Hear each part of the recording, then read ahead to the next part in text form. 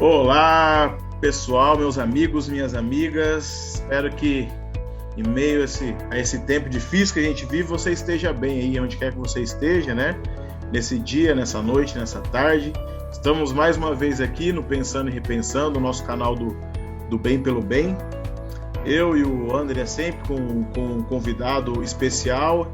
E dessa vez não poderia ser diferente, né? A gente tem Com aqui certeza. um convidado muito especial. Confesso que eu conheci ele há pouco tempo e nesse pouco tempo ele tem sido uma bênção na minha vida. E aquilo que é bom a gente não pode esconder, né? A gente tem que repartir. O nosso assunto, mesmo antes de ter conhecido o Brian, seria sobre diálogo, né? E depois já de termos escolhido esse assunto para a nossa próxima gravação, que é hoje, eu então conheci o Brian exatamente trazendo esse contexto e abrindo a minha cabeça e me alimentando muito bem nessa questão, né? Uma coisa que a gente está precisando muito. Bem-vindo, Brian, boa noite. Da onde que você fala, meu irmão? Boa noite, João Paulo, boa noite, Andreas. Que prazer falar com vocês. Eu falo de Feira de Santana, na Bahia, terra boa. O clima aqui tá quentinho, viu? Aqui tá um tempo bom, aqui só faz calor, viu? Ah, é? Minha mãe morou uma época na Bahia, um tempo. Mas bem antes de eu existir. Pois é, então já tá na hora dela visitar a Bahia e trazer você, viu? Com E a certeza. nossa casa tá aberta para você vir para cá e comer um acarajé com a gente, viu? Opa! Acarajé. Tem coisas que só tem aqui, tem coisas que não tem em lugar nenhum no mundo. Uma das coisas é a comida. Outras coisas que nós podemos enumerar é o povo. Sou muito feliz aqui, mas eu quero agradecer muito o convite, o prazer de podermos conversar sobre esse assunto. É fundamental, porque a gente vive um tempo tão das pessoas embrutecidas, as pessoas nervosas e desfazendo relações. A gente vê como as coisas estão difíceis e a gente tem uma solução no Evangelho.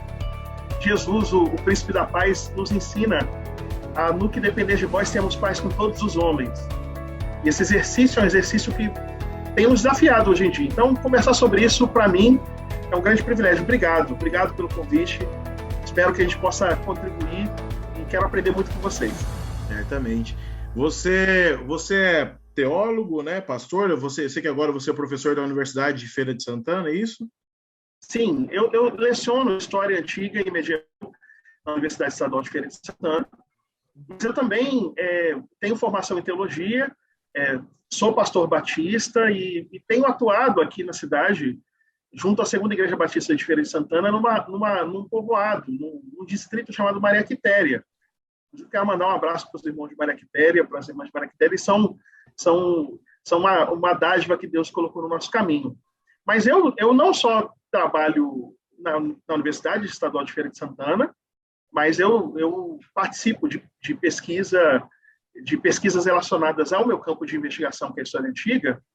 Meu doutorado vai se concluir, se de fato for aprovado, no dia 18 de maio, próximo, então estamos próximos, e eu tenho vínculos com a Universidade Federal Fluminense, onde faço meu doutorado, com a UFBA, onde trabalho em pesquisa com a professora de História Antiga de lá, e também com a Universidade de Paris. Eu participo de um grupo que faz levantamento de dados sobre mulheres na antiguidade, um grupo chamado Euricleia, ligado à Universidade de Paris, ao Guarimar, que é um centro de estudos interessante sobre a antiguidade.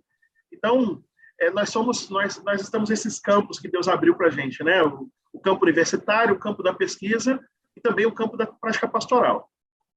Ok. Então vamos lá, vamos direto ao nosso assunto de hoje. Brian, hoje, em 2019, o termo do ano foi considerado pelo um dicionário que eu me esqueci agora o nome. O termo do ano escolhido foi cancelamento, né? O cancelamento. Eu queria começar e deixar aí para você discorrer sobre isso. Nós que somos cristãos, que confessamos ter a Bíblia como a nossa prática de regra e fé, o que tem a ver, o que não tem a ver, o que nós podemos dizer de acordo com as Escrituras sobre isso, sobre essa ideia, esse movimento, essas atitudes do cancelamento? Bom, a Bíblia ela tem... há muitos textos na Escritura que nos ajudam a pensar sobre como nós devemos nos relacionar com as pessoas. E a Bíblia tem um largo espectro que permite desde a compreensão das ações inadmissíveis e incontornáveis, até aquilo que nós devemos entender que deve ser recebido e aceito, mesmo que não seja muito bom das pessoas. E a Bíblia estabelece critérios. Há uma concepção nos autores bíblicos de critérios para cada uma dessas coisas. Logo, a gente pensar numa relação de Deus conosco, e uma relação de Deus conosco sendo Deus a parte santa e nós a parte pecadora, se Deus tivesse o rigor que muitas pessoas têm aplicado com os seus interlocutores, Deus já teria nos cancelado há muito tempo. Essa é a verdade. Mas o exercício constante de Deus em relação a nós é o exercício de sua misericórdia.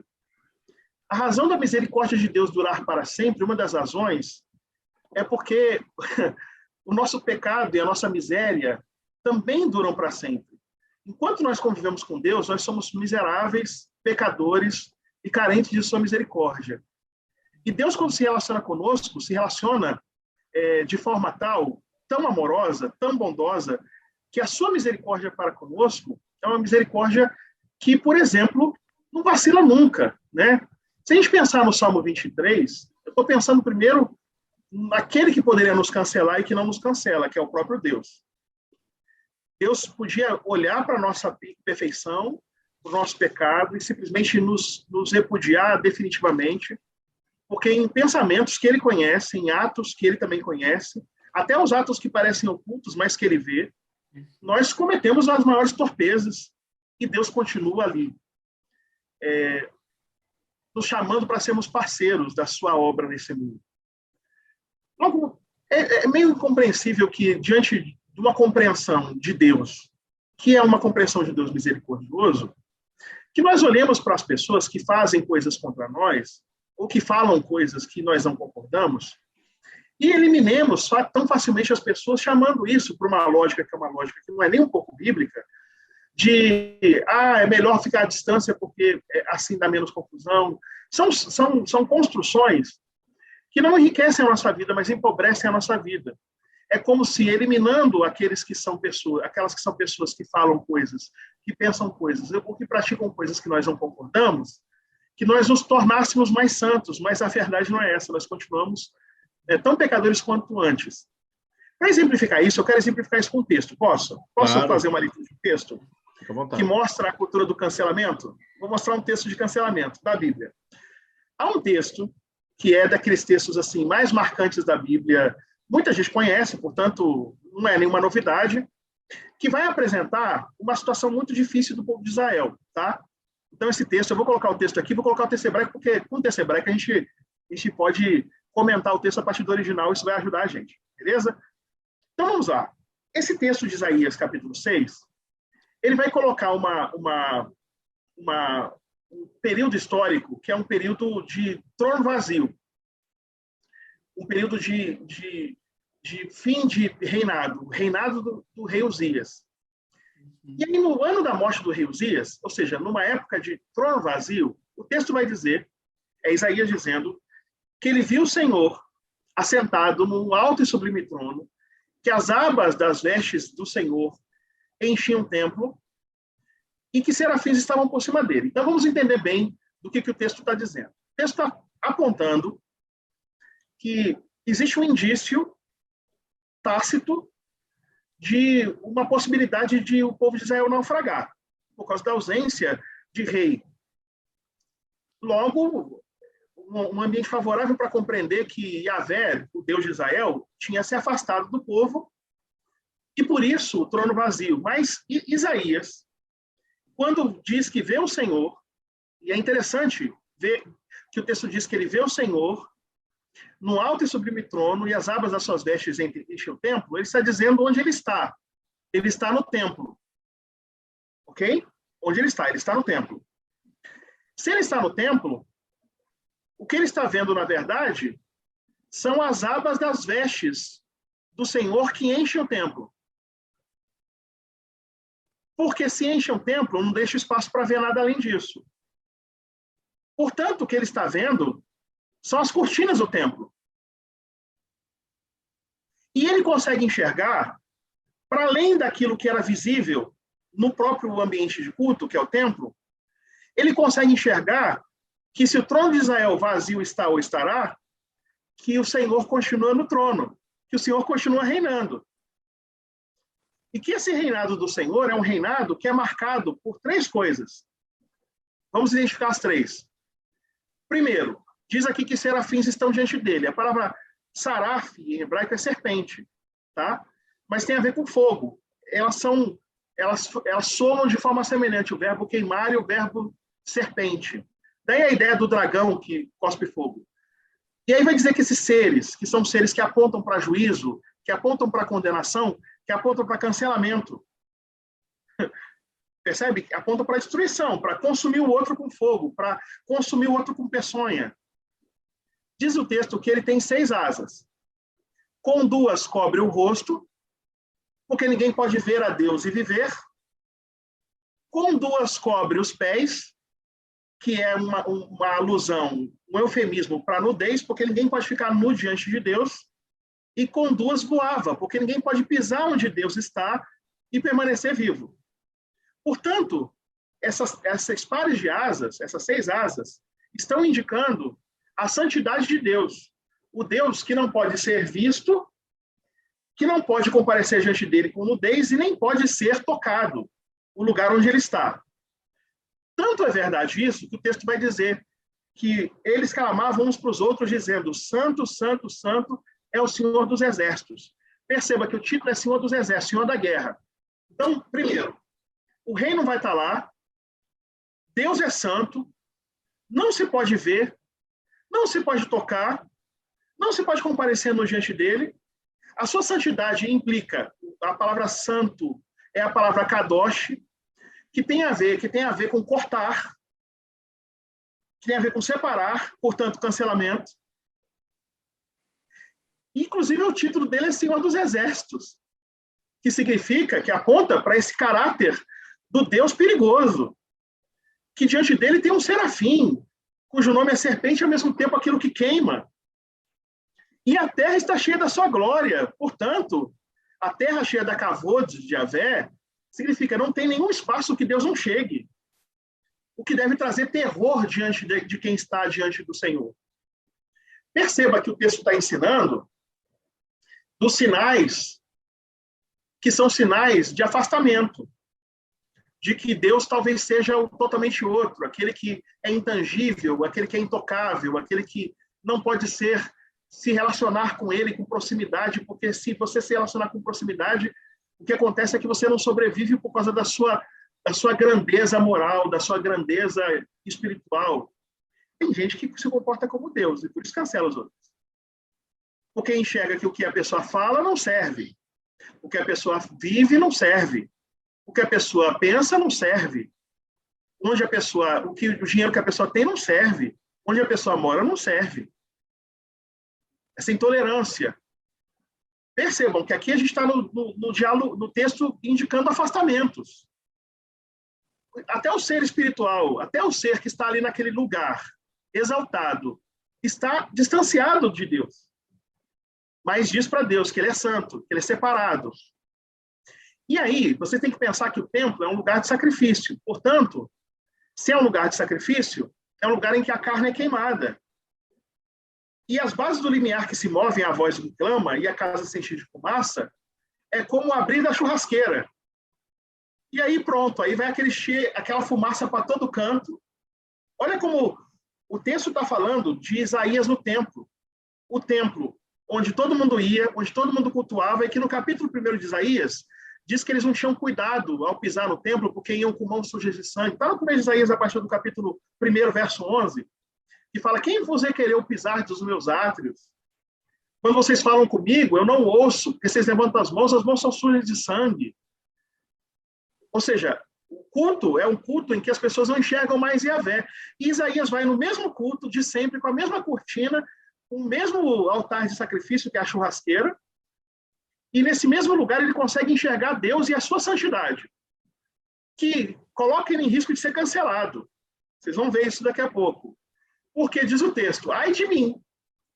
Quando ele vê a fumaça, a glória de Deus em todo quanto é canto, Deus presente, na cortina, o trono do Senhor, indicando que ele é Senhor e por isso é Senhor dos exércitos e pode condenar quem está em pecado, quem está ruim. Ele vai dizer, eu estou perdido, eu sou um homem de lábios impuros, no meio de um povo de impuros lábios, e os meus olhos viram o rei, o Senhor dos exércitos. E aí, o texto diz que um dos serafins voa até ele, perceba que a fala do serafim é santo, é separado, mas o serafim quebra a distância em relação a ele. Ele traz o quê? Uma brasa viva. Ora, é um altar de sacrifício, tem lá as brasas para consumir a carne. Mas ele tira do altar com atenais uma brasa que é para queimar a carne. E aí, em vez de queimar a carne, ele vai e coloca na boca. Ou seja, quem se transformou no sacrifício não era mais a carne do animal sacrificado, mas era o próprio Isaías. Ele diz assim, fica tranquilo, porque te tocou nos lábios, a tua iniquidade foi tirada, o teu pecado foi perdoado. E a partir daí, ele ouve a voz do Senhor, que pergunta, quem vai fazer a obra? Quem vai ir por nós? Quem vai caminhar com a gente? E ele diz, eis-me aqui, envia-me a mim. Logo, vocês percebam que aqui está o remédio para todo o cancelamento. O perdão de Deus. E o perdão de Deus, ele não é concedido apenas por Deus. Mas percebam que o intermediário é aquele animal que pode fazer o mal, que a gente entende, sarafes, voltando, o nome é serpente, mesmo sendo um ser angelical, não estou dizendo que não seja isso, mas aparece ali com um nome peculiar, de algo que traz perigo. Mas é daquilo que traz perigo que vem a possibilidade de transformar o fogo que queima no fogo que purifica e que ajuda o indivíduo a restaurar a comunhão com Deus e ser bênção para outras pessoas. Logo, o trabalho cristão e a missão cristã nesse mundo é a missão de nós sermos esses intermediários, de em vez de olharmos as pessoas erradas e condenarmos as pessoas, nós temos pessoas que ajudam as pessoas a se reconciliarem umas com as outras e com Deus. Perceba que a ação não é de Isaías, de chegar até perto e pedir perdão e pegar atenais e pegar o fogo e purificar seu lábio, que é o que a gente às vezes pede para as pessoas erradas, que elas se corrijam e depois de se corrigirem, vocês vão provar que podem estar do meu lado. Não, isso vem pela ação misericordiosa, pela ação graciosa, que faz com que todos nós, que sabemos que Deus é santo e que por isso a sua exigência é magnânima, mas mesmo assim, Deus nos ama tanto porque quer que nós, imperfeitos, estejamos do seu lado, proclamando a sua vontade e fazendo o seu querer. E nosso papel é reconciliar as pessoas com Deus e fazer com que a gente cumpra o que disse o apóstolo Paulo. E o apóstolo Paulo, quando diz isso, diz com muita beleza. E essa beleza que o apóstolo Paulo diz tem a ver com essa lógica da Bíblia, que é a lógica que a gente consegue ver no texto, né? Nesse texto aqui é um texto de reconciliação. E a gente vai olhar lá em 2 Coríntios 5,19, que vai dizer: Deus estava em Cristo reconciliando consigo o mundo e nos deu o ministério, ou a palavra, da reconciliação. E o texto vai dizer, antes de falar do ministério da reconciliação, não imputando aos homens as suas transgressões. Então, se a gente está vendo um costume de cancelar, de ver que a pessoa tem que ser eliminada, que ela tem que ser... É uma lógica, você vai no reality show, vota para eliminar. Aí você ouve alguma coisa, desliga isso aí. Ou então, perde seguidores, tira o programa da pessoa, para de ouvir sua música. Essas coisas todas que a gente está vendo no mundo, vai entrando dentro de nós e vai anulando ou diminuindo aquilo que é a nossa verdadeira vocação, que é reconciliar pessoas com Deus, nesse espírito que é o espírito que está presente na palavra, da misericórdia e da graça. É isso que a gente precisa perceber, em minha opinião. Uau, sensacional. Quer falar alguma coisa, André? Não, a questão não é a mudança do comportamento em si, né?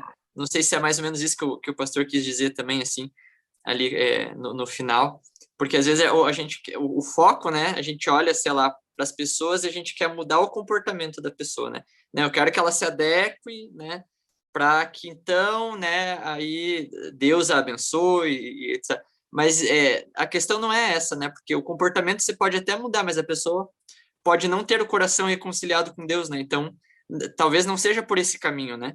E ali, pelo menos, que a gente vê em Isaías, é essa entrega, né? Dele, essa consciência, esse encontro com Deus. Não é uma questão só de mudar o comportamento da pessoa, né? É uma reconciliação genuína, né? Uma transformação interna, né? Não é só algo externo, né? Sim, e é uma reconciliação mediada. Ela vem pela atuação daquele indivíduo que conhece a Deus e que vai promover que essa pessoa fique bem com Deus. É o serafim lá no... É o saraf, né? Porque no singular é saraf. É o saraf lá no texto de Isaías.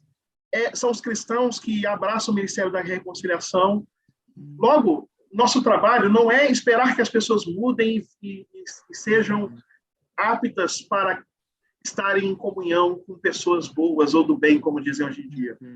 Mas é ajudarmos para que o mundo melhore, ajudarmos para que as pessoas melhorem, darmos o nosso melhor para que as pessoas possam melhorar. E assim, em vez de cancelarmos as pessoas, nós vamos trazer essas pessoas para uma transformação de vida. Eu posso dar um outro exemplo. Lá em Mateus 18, a partir do verso 15, quando Jesus vai falar das controvérsias na comunidade cristã, ele vai dizer que se teu irmão pecar contra ti, vai até ele. Tu e ele só. Quem vai não é o irmão que pecou, quem vai é a pessoa que sofreu a ofensa. E se ele te ouvir, você ganhou o teu irmão. Se ele não te ouvir, você leva 2 testemunhas. A iniciativa continua sendo da pessoa ofendida. Se ele não te ouvir, leva perante a igreja. Então, mais uma vez, é mais uma ação de tentativa de reconciliação. Se ele ainda não te ouvir, considera-o como gentil e publicano. Aí as pessoas dizem assim, pronto, agora, como eu já fiz tudo que podia, coloquei todos os mediadores, então agora eu posso eliminar essa pessoa para sempre da minha vida. Calma lá. Como Jesus tratava os gentios e publicanos? Ele comia com eles, ele os ouvia, ele dava atenção especial para eles. Portanto, considerá-lo como gentil e publicano é tratá-lo como Jesus tratava gentios e publicanos, que é com toda a graça, toda a misericórdia. Para quê? Qual o objetivo? Um objetivo claro de que, por meio do amor, o amor vença. Lá em Romanos capítulo 12, verso 21, vai dizer assim, não te deixes vencer pelo mal, mas vence o mal com o bem. Outro texto da palavra de Deus que ensina sobre nós não abraçarmos a cultura do cancelamento, mas aprendermos o diálogo. O texto de Mateus capítulo 5, salvo engano é o verso 8, vai dizer assim, enquanto eu vou falando, eu vou conferir, tá? Mateus capítulo 5, verso 8, vai dizer assim, bem-aventurados os pacificadores. Não é verso 8, não. Olha aí, vamos corrigir aqui, é o verso 9. Bem-aventurados os pacificadores, porque serão chamados filhos de Deus. A palavra pacificador ali é eirene, que é a palavra paz, poioi, vem de erene poios. Poios tem a ver com poiel, que é fazer. Então, são os fazedores da paz. Tem 2 verbos gregos, ou 2 substantivos gregos relacionados ao fazer.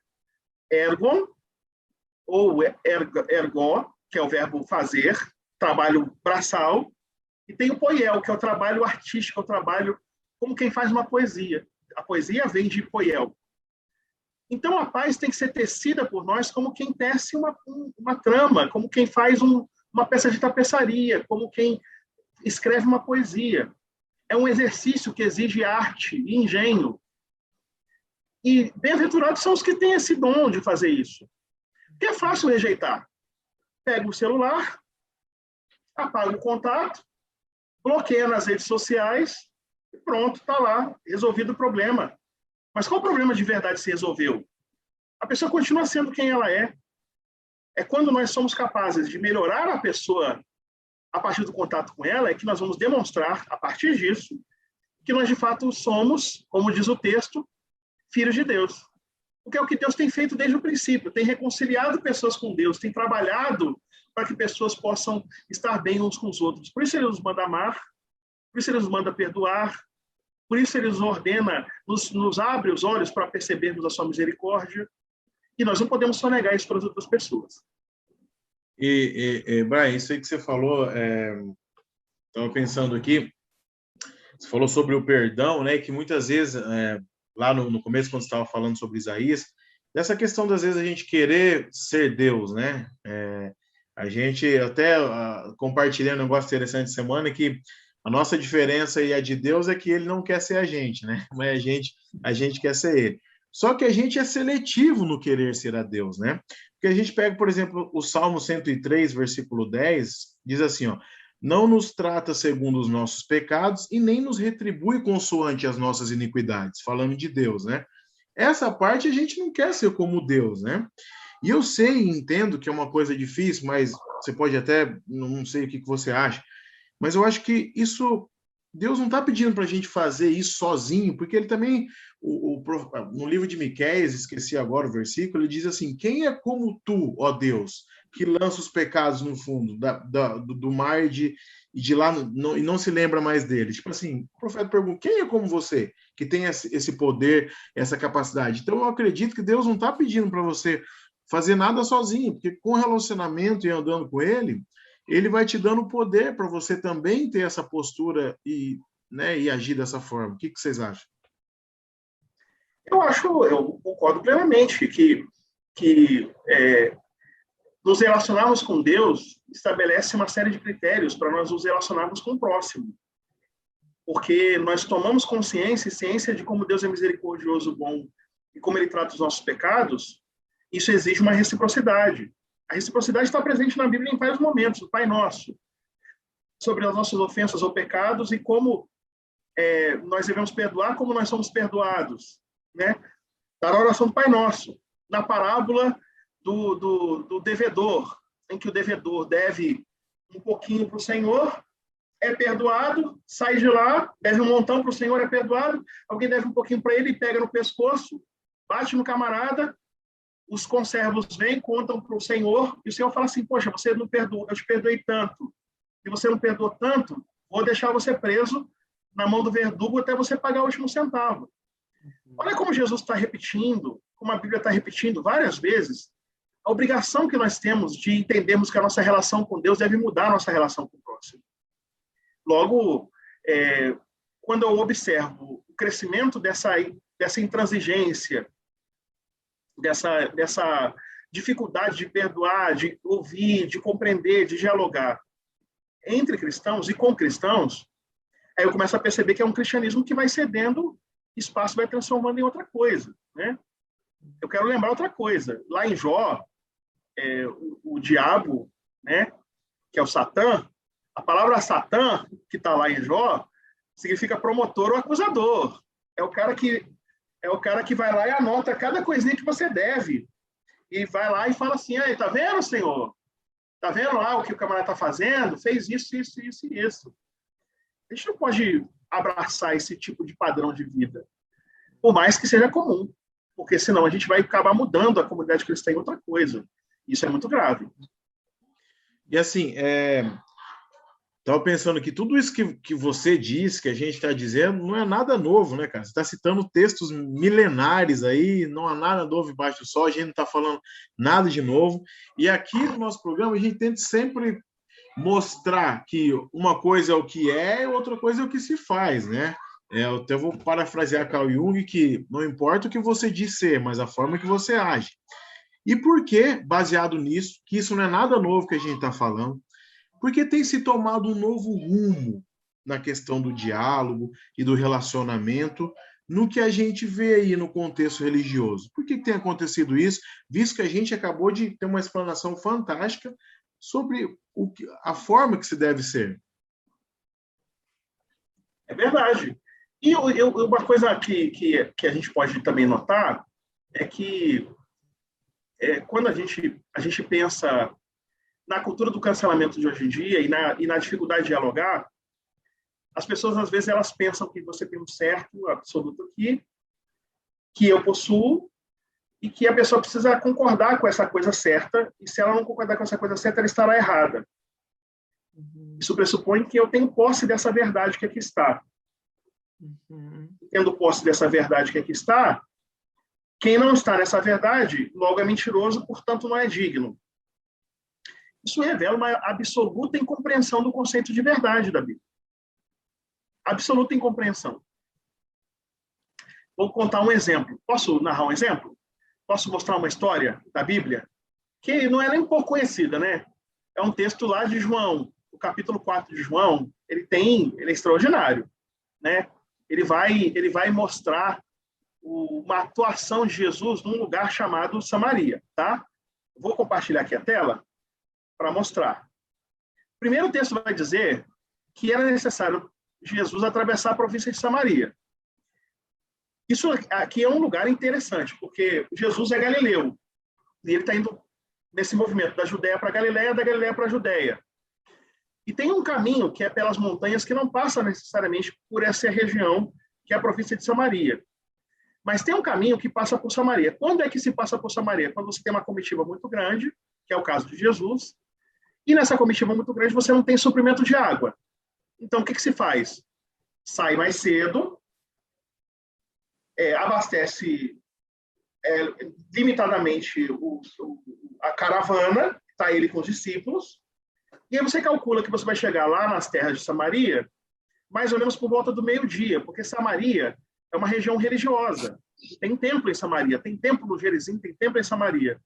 E eles se respeitam as horas de oração pública, que são 9 da manhã, meio-dia e 3 horas da tarde. Então, se você vai para o posto às 3 da tarde, ao meio-dia, às 9 da manhã, você não vai encontrar pessoas ali, porque elas estão retiradas daquele ambiente, que é um ambiente de adoração lá em Samaria. Eles têm um Pentateuco deles, o Pentateuco samaritano e assim por diante. Aí vai dizer o texto, e quando ele chega em Sicar, onde tem um poço, e geralmente usa um poço, tem uma fonte de Jacó, e ele chega lá na hora sexta, claro. Hora sexta é meio-dia, tá? A hora terceira é 9 da manhã, a hora sexta é a meio-dia, e a hora nona é 3 horas da tarde. Eles vão seguindo as horas assim.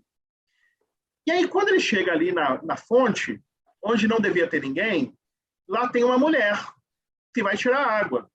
Ora, o que essa mulher está fazendo ali se todos os samaritanos não estão ali porque eles estão na hora da oração no templo?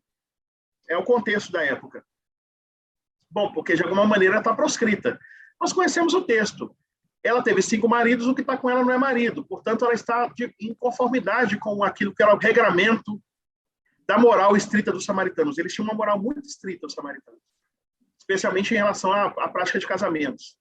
Logo, a mulher samaritana, ela está ali, e ela é etnicamente samaritana, mas religiosamente, pelo que parece, ela está proscrita, e ela dá sinais disso no texto.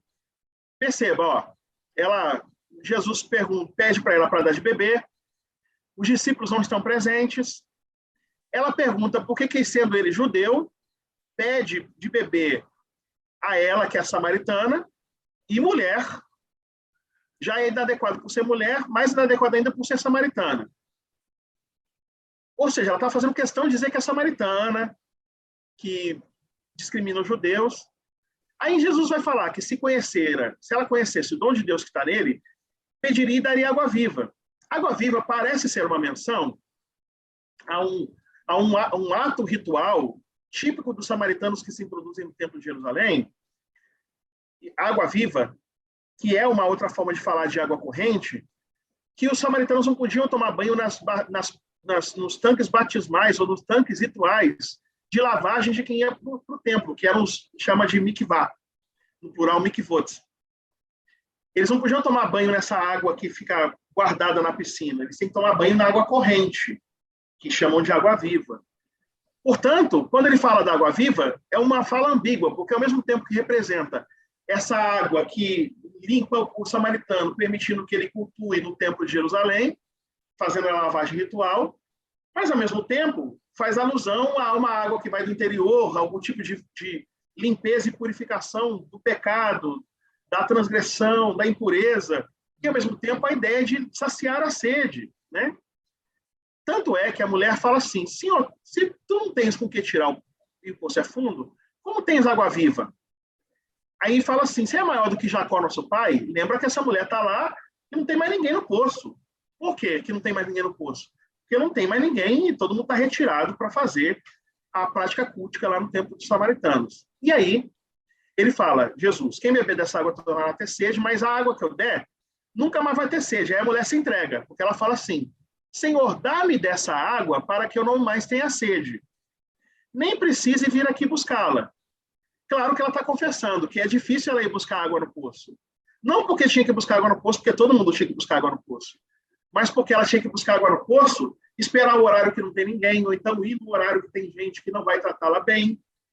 Ela está revelando, nas entrelinhas, que buscar água no poço para ela é um problema, e para ela vai resolver um problema grave, e a gente sabe qual é o problema, que a gente é informado no texto, que ela não tem marido, porque ela teve 5 maridos, e quem está com ela não tem marido. E quando ela diz que não tem marido, isso não é uma verdade, é uma meia-verdade. Portanto, ela diz que é samaritana, mas está proscrita da religião.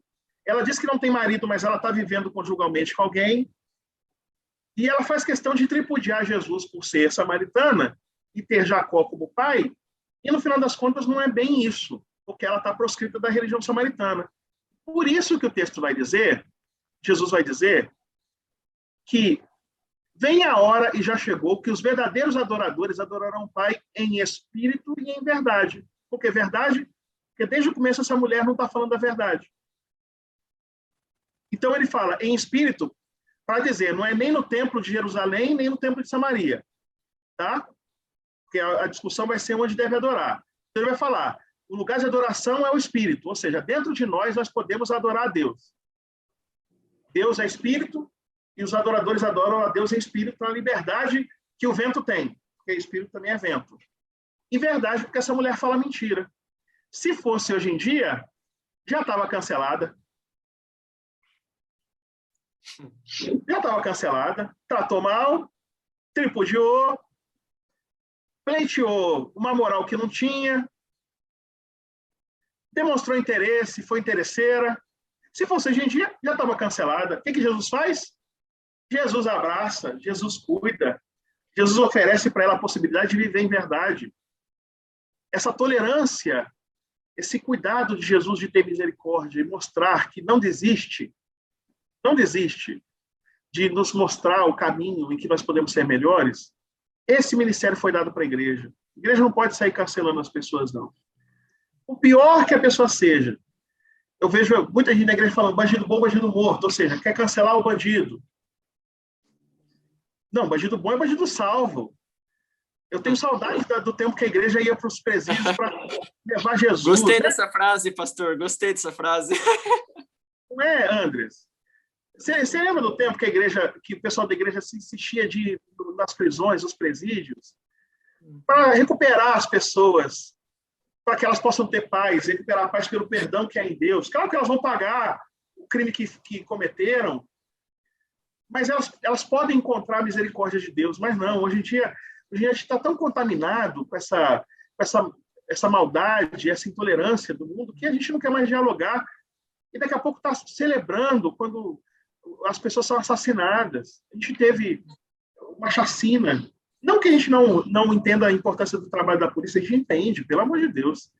A gente entende a polícia, a necessidade de preservação da ordem pública. Mas são 25 vidas que se vão, inclusive uma de policial. A gente tem que entender que a vida é um dom precioso demais e não pode ser desfeito assim. A gente tem que investir em maneiras de alcançar as pessoas de forma tal a ajudá-las a serem transformadas e não mortas e eliminadas. Isso é urgente, gente. A igreja é que tem que capitanear, tem que ser a voz para falar isso. Se não formos nós, quem será, irmãos? Verdade. E, Brian, Andrés, é verdade, cara. Primeiro, só fazendo um merchan do Bem pelo Bem, que a gente tem um programa de mandar carta para os presidiários. Agora a gente está mandando carta por causa da pandemia, a gente não pode ir lá. E aproveita aí, se quiser mandar carta, entra aí na nossa página, já que o Brian falou disso, e manda sua cartinha para a gente. Para a gente não, para eles, né? Bem, uma coisa interessante é que, assim, No meu, acho que não sei se no seu é assim também, mas no meu contexto e do Andres, a gente vê muito cancelamento por discussões, principalmente em torno da questão da lei, né, Andres? Da questão da lei, de entender isso, de entender a salvação, de entender a graça. Muitas vezes, quando eu vejo nas discussões sobre lei, eu vejo o cancelamento e as pessoas não veem principalmente que a lei, a Torá, as instruções são para a vida, né? São para proteger a vida. Então, antes de eu discordar do Brian, eu tenho que ver, discordar em um ponto da lei, digamos assim, por exemplo. O que importa mais é o Brian do que ele está certo ou errado, né, Brian? Com certeza. Olha que bonito como a Bíblia dá uma resposta para esse problema, para esse dilema. Olha o que diz. A ninguém fiqueis devendo coisa alguma, exceto o amor com que vos amei uns aos outros. Pois quem ama o próximo tem cumprido a lei. Olha aí. Então, a pessoa quer cumprir a lei, bom, quer não errar no cumprimento da lei, quer não ter problema, em vez de pensar que o rigor na cobrança das pessoas vai agradar a Deus e vai cumprir a lei, tem que começar a repensar, porque, segundo a própria instrução do apóstolo Paulo aqui, o amor que nós temos que ter uns para com os outros é esse amor que cumpre a lei. Inclusive, se você me permite, a palavra que é amor aqui é o verbo agapau, estou marcando ele aqui. Vou falar um pouquinho dessa palavrinha grega. Vamos falar um pouquinho de grego aqui, vai ajudar, tá? A gente não vai ficar falando, porque no grego... Não, a gente fala do grego quando ajuda. Então, eu vou falar aqui para ajudar a gente. O verbo agapau é o verbo utilizado para amor. Esse verbo, ele é formado por o A é o que chama de alfa privativo, ele indica o não. Então, A é não. E gapau vem de gap. Gap vai dar origem a uma raiz, que está no inglês, gap, que pode ser espaço, interstício, distância, separação, da raiz mais antiga. Então, amar é não separar. Portanto, o contrário de amar é separar, é afastar. Quando diz o texto aqui que quem ama tem cumprido a lei, quem ama o próximo, isso aqui é como um pleonasmo, porque amar o próximo é ficar perto do próximo, é se aproximar do próximo, mas o próximo já está próximo. Por isso que eu estou dizendo que é um pleonasmo, amar o próximo, em grego. Porque quando eu falo amar o próximo, que é o outro também, héteros pode ser outro, tá? Eu estou dizendo do quê? Amar o próximo é um pleonasmo, mas no grego, amar o outro significa eu vou me aproximar do outro. Então, isso é o contrário do cancelamento. Então, quem se afasta dos outros por causa da lei, está descumprindo a lei. Porque a lei nos manda nos aproximar das pessoas e ajudá-las a mudar. E o pastor queria comentar uma coisa que a gente estava conversando também sobre isso, né? Que é mais ou menos o que Paulo enfrentou, né? Ali na igreja em Roma. Aí você vê lá em Romanos 14, né? Você tem o grupo dos gentios, né? Que tem um estilo de vida diferente, comem diferente, tem um estilo de vida diferente. Aí você tem os judeus cristãos, né? Que aí tem seus dias sagrados, tem sua alimentação e tal. E agora eles estão em conflito, né? Porque eles têm estilos de vida diferentes, né? E aí e isso estava separando, né? Tava, de alguma forma, criando um problema. E aí Paulo, de forma muito sábia, né? Ele vai unir, né? Então ele vai dizer, bom, um não julgue o outro, né? E isso não deve separar, isso não deve ser motivo para separar, né? Infelizmente, às vezes, hoje em dia, esses motivos acabam separando, né? E não deveriam, né? Não, concordo plenamente. E você fez uma leitura de Romanos muito boa. É exatamente isso. Você tem uma igreja dividida etnicamente entre judeus e gregos, e ele vai colocar no binômio judeus e gregos um terceiro elemento que é todos. Uhum. Vai promover na carta inteira que não seja judeus vivendo o judaísmo, nem gregos vivendo o gentilismo, mas que sejam todos unidos, né, compartilhando da vida comum. Ou seja, extraordinário, né? Uma carta que é aquela carta que nos ajuda a mostrar como dialogar, como criar pontos de contato entre nós. Muito bem lembrado, Anderson. Bem lembrado. E Brian, tipo assim, como que você vê um ponto, uma dúvida que eu confesso que é uma dúvida que eu tenho, né? Nós estamos aqui, somos irmãos em Cristo, mas o ser humano ele tem essa particularidade, né? Nós mais de 7 bilhões de pessoas aí não somos iguais, né? Não somos iguais.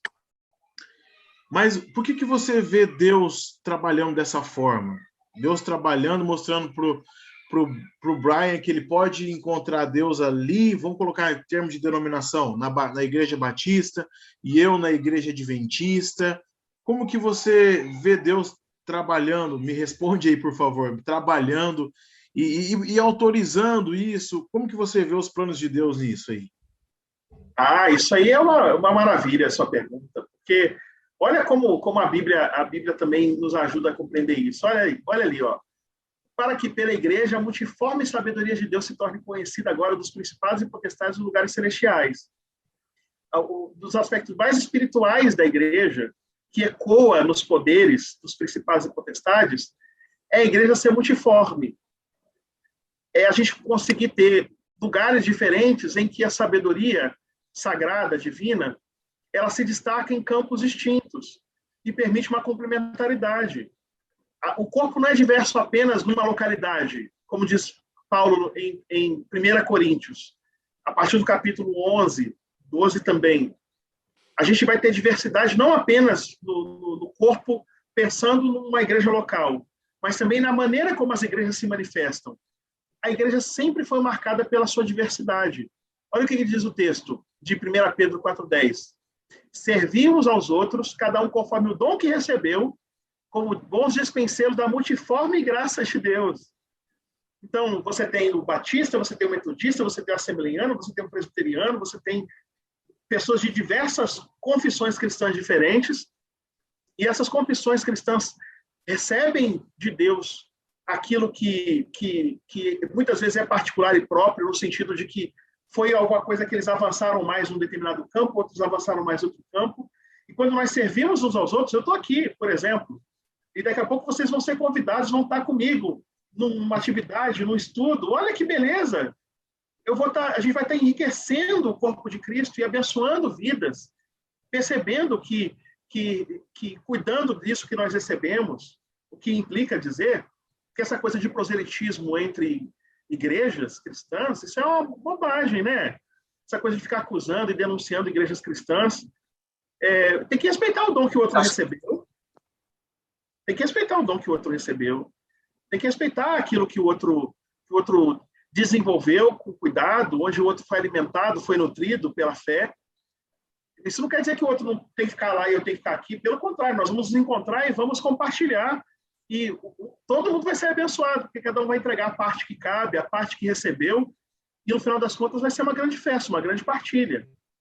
Ou seja, temos que entender que diversidade não é pecado, diversidade é oportunidade, quando a diversidade é a diversidade da graça de Deus, as várias maneiras com que Deus pode falar com a gente, instruir nossa alma. A gente até assistiu, né, um vídeo, João, com Edson Nunes, muito legal, onde eles falaram algo assim que até eu nunca tinha pensado, né?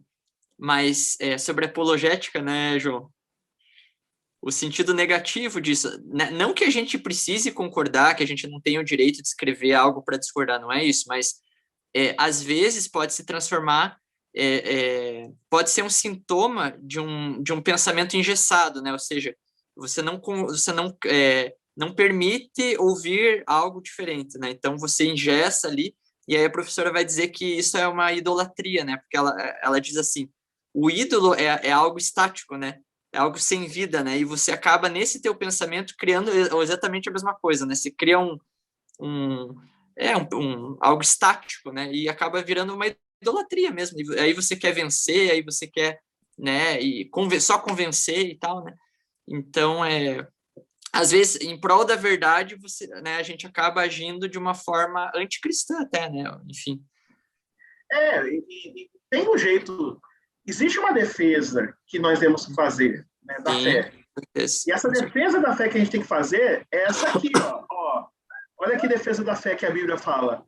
Aprender a fazer o bem, atender à justiça, repreender o opressor, defender o direito do órfão, pleitear a causa das viúvas. Olha aí que defesa da fé bonita. Esse tipo de coisa que a gente tem que começar a cultivar. Essa coisa da preservação da vida. A razão da gente... Perceba, o pastor Edson, que ótimo, né? Eu gosto muito dele. E você estava falando uma coisa muito, muito justa. Se tem uma defesa e alguma coisa que a gente tem que se engajar, é na preservação da vida. E não na preservação da ideia, das ideias. A preservação das ideias, as nossas ideias, por mais elevadas que sejam, elas não serão suficientes e satisfatórias para descrever o ser de Deus. Então, essa coisa de discriminar ideias pensando qual é a mais correta, no final das contas, a discussão sobre qual ideia é menos errada ou a menos imperfeita, porque às vezes não é errada, mas é incompleta. A doutrina não consegue alcançar a plenitude nessa vida, pelo menos. Nós dependemos da graça de Deus para completar até as nossas orações. Não diz lá na Bíblia que Deus é Espírito e importa que seus adoradores adorem Espírito em verdade? Também em Romanos 8 fala que nós não sabemos orar como convém, e por isso o Espírito intercede por nós com gemidos inexprimíveis. Sem nem orar, quem sabe fazer direito, quanto mais criar discurso teológico. Então, se a gente não quer errar no discurso teológico, não é na capacidade racionalista do discurso teológico de falar coisas certas que nós devemos ser conhecidos, o que será medido ao nosso discurso.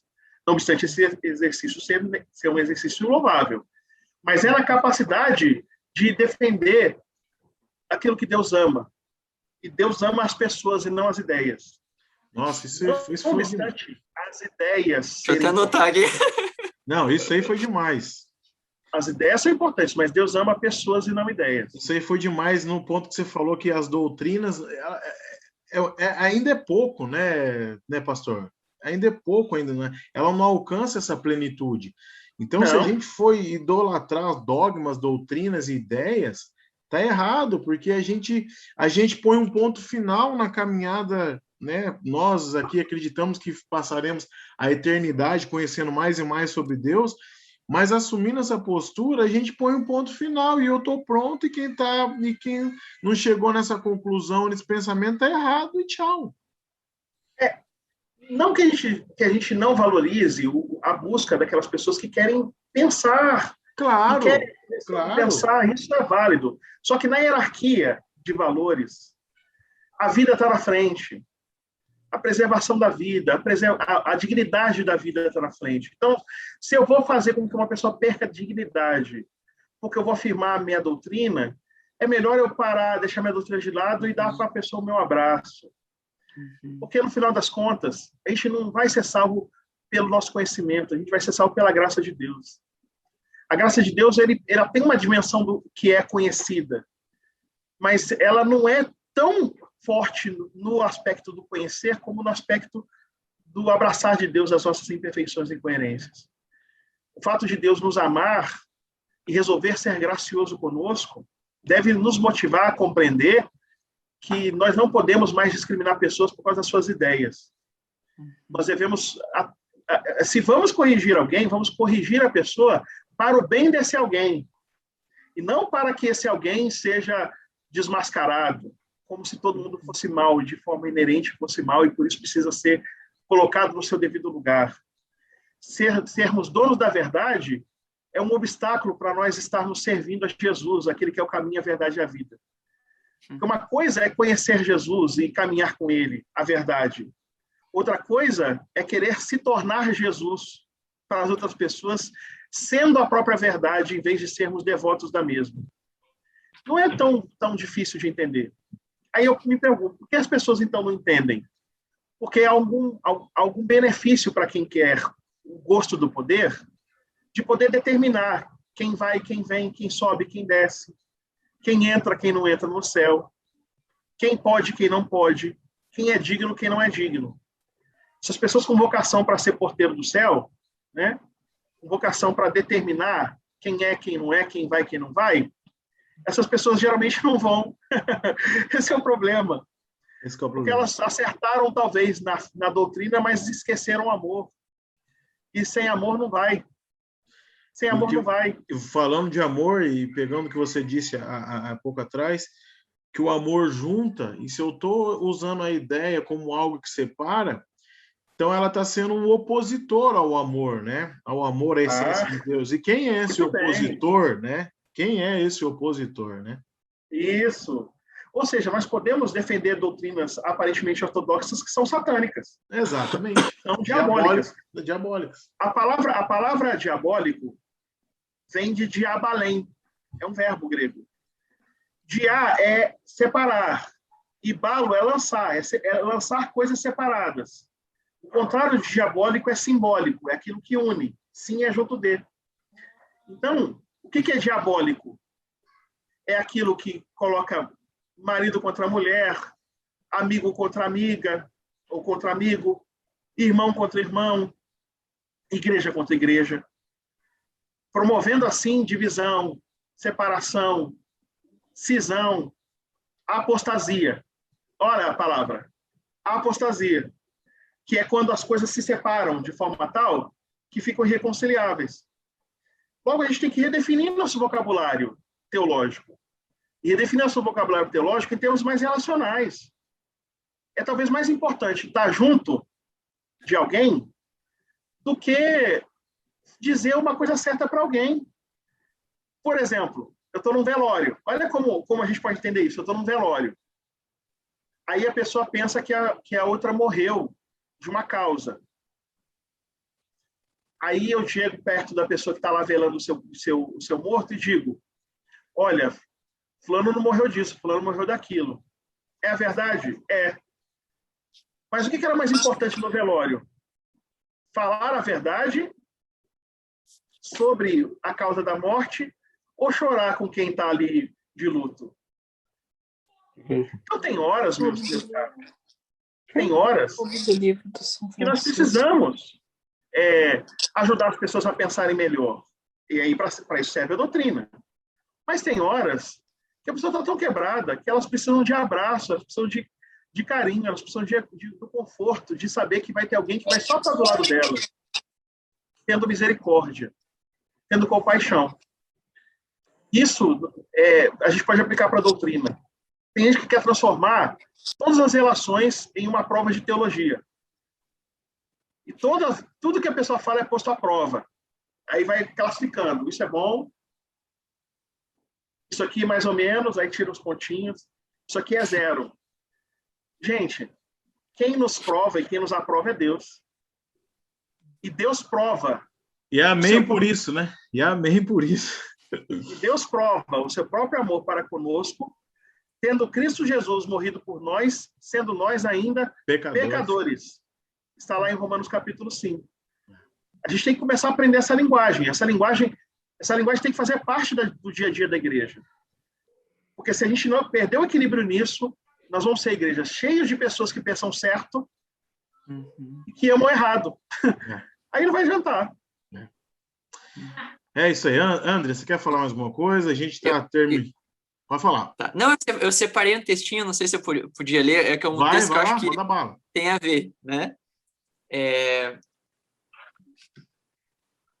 Deixa eu só pegar aqui no computador. Aqui. Diz assim, né?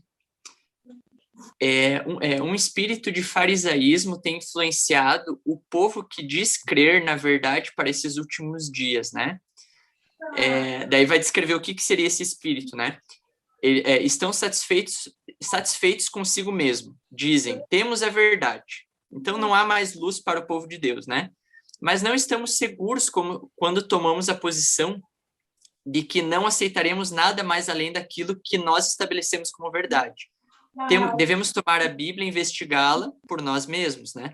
Não há desculpas para ninguém assumir a posição de que não há mais verdades a serem reveladas, né?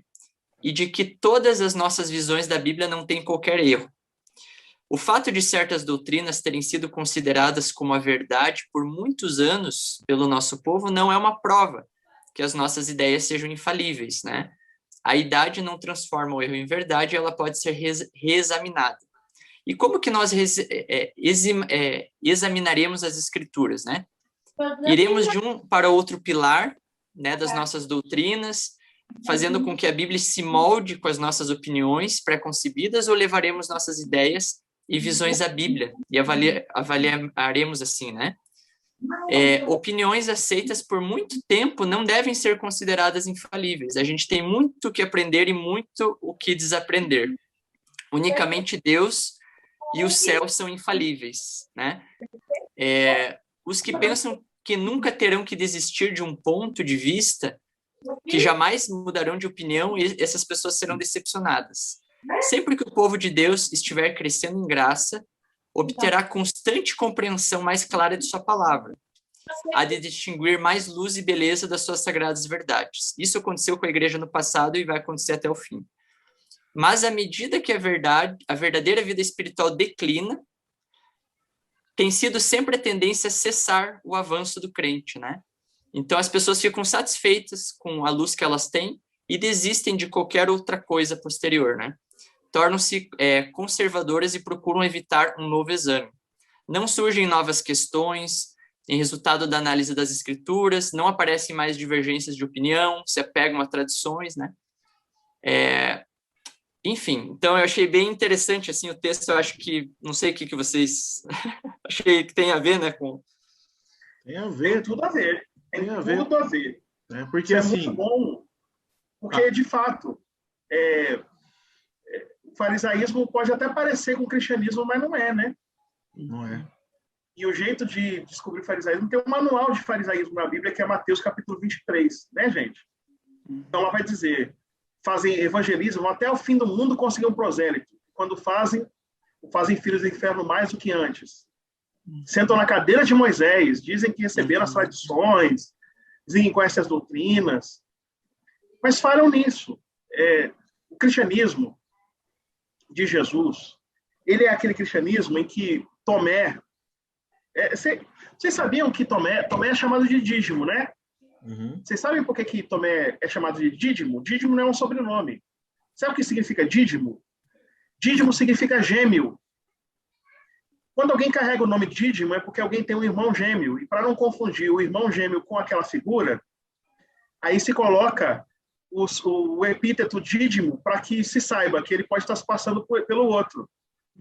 Então, Tomé, como ele era parecido com seu irmão, era comum que mandasse conferir se ele era ele mesmo, se tinha aquela verruga naquele lugar, se o cabelo estava na mesma cor. Ou seja, a vida toda ele teve que provar que ele era ele mesmo. Aí quando morre Jesus lá no Evangelho de João, e ele ressuscita, Tomé diz, eu só vou acreditar se eu tocar nas suas mãos. Ou seja, ele está passando para Jesus a sua própria experiência de intolerância, ou de a exigência que foi feita a ele durante a vida toda de que ele tinha que provar que ele era ele mesmo. Aí Jesus chega para ele e fala assim, Tomé, toca aqui nas minhas mãos, vem aqui, vem ver os buraquinhos aqui da minha mão, né? Confere. Aí ele nem vai conferir, ele crê, né? E diz para Jesus, aí Jesus responde, os que não viram, bem-aventurados são os que não viram e creram. Se nós não tomarmos cuidado, do mesmo jeito que Tomé absorveu o nome Dídimo e se tornou escravo da sua condição de sempre ser visto com desconfiança, a cultura de cancelamento vai transformar cristãos e cristãs em pessoas que têm intolerância com os outros. Isso vai ser transportado para a nossa relação com o nosso Senhor. Uau! Bem, daqui a pouco nós vamos estar perguntando para Deus se de fato o que ele está fazendo devia ser feito. Ó, Senhor, será que é o Senhor mesmo? Será que é isso mesmo? E daqui a pouco vai ter gente, se bobear, cancelando o eterno. Não isso duvido. É muito perigoso. Podemos deixar isso acontecer. Bom, pessoal, é isso aí. Olha, sem palavras para te agradecer, Brian. Foi uma bênção. A gente não ficou só no diálogo, foi para a nossa vida, né? O aprendizado de hoje. Foi maravilhoso. A gente foi abençoado, fomos abençoados, e acredito que todo mundo que vai assistir esse vídeo, ouvir no podcast, no Spotify também vai ser. O diálogo, a gente queria falar sobre o diálogo, da forma que nós, cristãos, precisamos dialogar, porque o diálogo, ele é preciso, né? O diálogo, ele é preciso, baseado em tudo isso que a gente viu e que a gente falou aí. Eu só tenho a te agradecer, Brian. Muito obrigado, cara. Sem Obrigado, palavras. pastor. Disponibilizar um tempo aí na sua agenda de professor universitário, que eu sei que não deve ser tão livre assim, de pastor, e oferecer essa hora aí pra gente. Foi muito bom. Olha, João, olha, Andres, é uma grande honra conhecer vocês. Conte com a gente sempre que precisar. Que prazer imenso poder conversar com vocês. Vocês são pessoas delicadíssimas, inteligentes, que abençoaram muito minha vida. Muito obrigado. E conte com a gente. Quando precisar, não tem essa coisa de agenda lotada, não. A gente está aqui para servir e vamos servir sempre que formos solicitados. Conta conosco. Tá? Amém. Um grande abraço para você, para sua família, para sua igreja, para todo mundo aí. Fica com Deus e vamos falando aí, hein? Vou encher seu saco direto. Nada, é um prazer. Isso é uma honra para mim. Obrigado. Então, tchau. Fica com Deus. Valeu, André. Obrigado. Um abraço. Deus abençoe vocês. Amém. Amém.